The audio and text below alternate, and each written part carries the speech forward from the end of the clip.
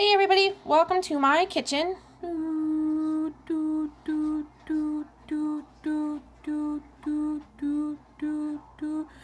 Basic galley apartment kitchen, nothing fancy. But I thought I would share with you a vegetarian dish that I enjoy. Hey, it's Dawn. Hi. Like I said, I've been a vegetarian for a few months now, and you kind of get a little creative on protein sources for dishes. But thought I'd share with you guys one of my favorite dishes, just basic vegetarian spaghetti. So in this dish, I really like it chunky. So I have my carrots, my celery, some whatever kind of mushrooms you prefer. I chose button mushrooms because they were on sale today. This is a on the verge green pepper, so it's going to be great for spaghetti. Some onion, some garlic. I enjoy hot things, so I'm going to add a serrano pepper. Back here on the burner, I got some avocado oil. Also got some red pepper flakes because I like it spicy. You got to put a little flavor in there too. So I got some Italian dried seasoning, probably a good teaspoon of the Italian dry seasoning in there just to kind of give it some flavor. And back on the back burner back there, I got some water heating up to boil because here's my protein source, majority of the protein source. Not that I'm promoting any particular brand, but this particular spaghetti is the Protein Plus by Barilla. How do you guys say it? I don't know. But there's 17 grams of protein in there. And with my particular kind of cancer, unfortunately, hey Maisie, say hi. Labrador thinks she's gonna get something. With my particular kind of cancer, it's estrogen responsive, so I can't eat a lot of soy products. So you got to find it in other places. What makes that so high in protein is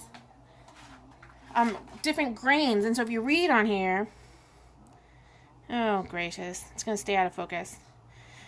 Anyway, there are you have your salmonella wheat, your grains, legumes, lentils, chickpeas, flax seeds, barley. There's a little bit of egg in there. That's why there's so much protein in that pasta. So, great source of protein.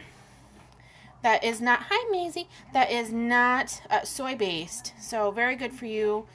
Plus all those grains are great, healthy grains too. So anyway, I'm gonna do some chops, and I'll see you guys in just a minute with the end result. Stay tuned. I'm back. Hi guys, again. So let me talk a little bit. In this pot, like I said, red pepper flakes, Italian seasoning, avocado oil.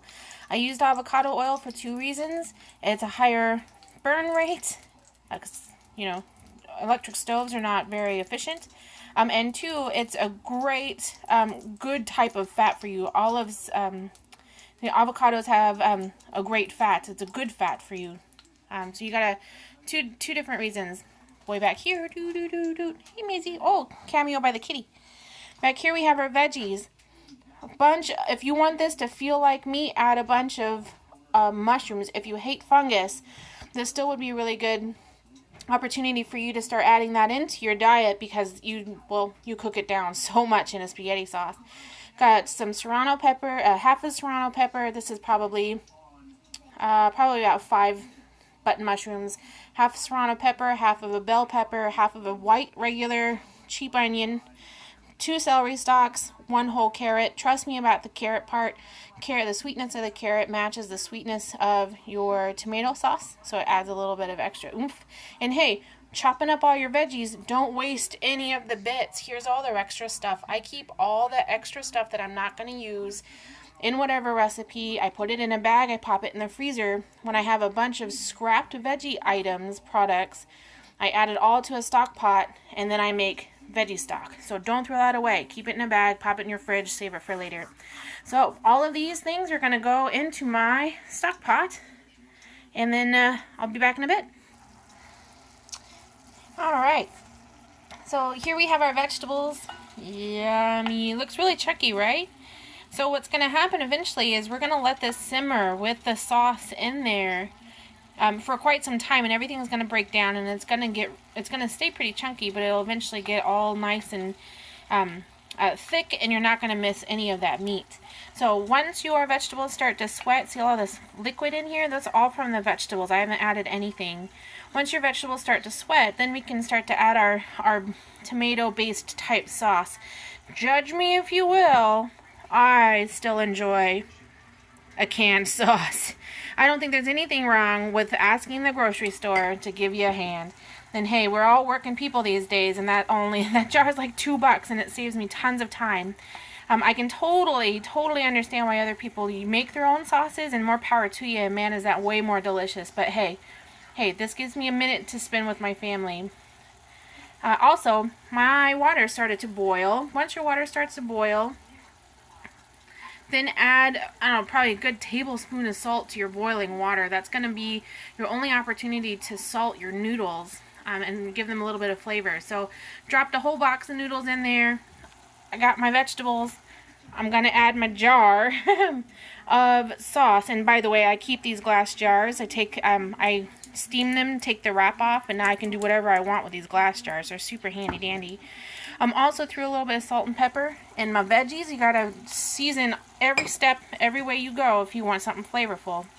But yeah, so we'll just let this simmer once I put that sauce in there for a good 20-30 minutes so that everything can combine and meld together, and after that we'll serve it up. So I'll show you the final product in a sec.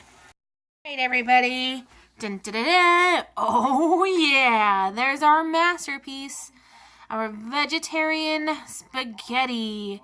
Got a little Parmesan cheese on top of there just for a little extra flavor. And hey, one last tip for you. Toot, toot, toot, toot, toot. No, you ain't getting any, Mizzy. Is put all your pasta in with your sauce. That way you'll have long-lasting flavor. That the pasta is just going to soak up all that sauce over time. This giant pot, most of this is going to go in the freezer for later. I'm going to divvy it up into little portions so that I can have my own frozen spaghetti that I can take to lunch. But all of that sauce is going to soak into those noodles over time, and everything is just going to be really flavorful and delicious. So I hope you enjoyed this vegetarian spaghetti tutorial. I hope you guys are doing great with any kind of training or anything you have going out there. But hey, have a very Merry Christmas, everyone. See you later. Thanks.